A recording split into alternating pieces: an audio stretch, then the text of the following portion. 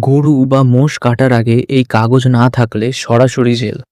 হ্যাঁ, আপনি ঠিকই শুনেছেন। পশ্চিমবঙ্গ সরকার 13ই মে একটি জরুরি পাবলিক নোটিশ জারি করেছে।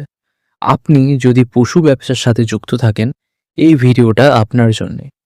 West Bengal animal slaughter control act 1950 অনুযায়ী গরু, বাছুর, বলদ, মোষ এই পশুগুলো সার্টিফিকেট ছাড়া কাটা সম্পূর্ণ নিষিদ্ধ। তিনজনের যে কোনো একজনেই অনুমতি দিতে পারেন: মিউনিসিপ্যালিটির চেয়ারম্যান, সরকারি ভেটেরিনারি ডক্টর কিংবা পঞ্চায়েত সমিতির সভাপতি। শুধুমাত্র দুটো কন্ডিশনেই এই সার্টিফিকেট পাওয়া যাবে।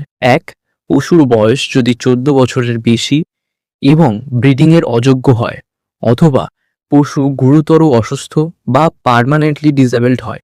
এই দুই ছাড়া সার্টিফিকেট মিলবে না। যদি সার্টিফিকেট দিতে অস্বীকার করে, সেহেতু আপনি 15 দিনের মধ্যে স্টেট গভর্নমেন্টের কাছে অ্যাপিল করতে পারবেন।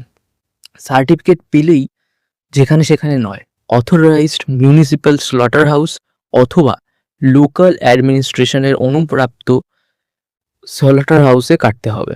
ইন্সপেকশনে কোনো বাধা দেওয়া যাবে না। আইন ভাঙলে সেহেতু 6 মাস পর্যন্ত জেল, 1000 পর্যন্ত জরিমানা অথবা দুটোই একসঙ্গে হতে পারে। তাই আইন জানুন, সচেতন থাকুন এবং ভিডিওটা শেয়ার করুন যাতে সবাই জানতে পারে। চ্যানেলটা ফলো করুন আরও এমন জরুরি খবর পাওয়ার জন্য।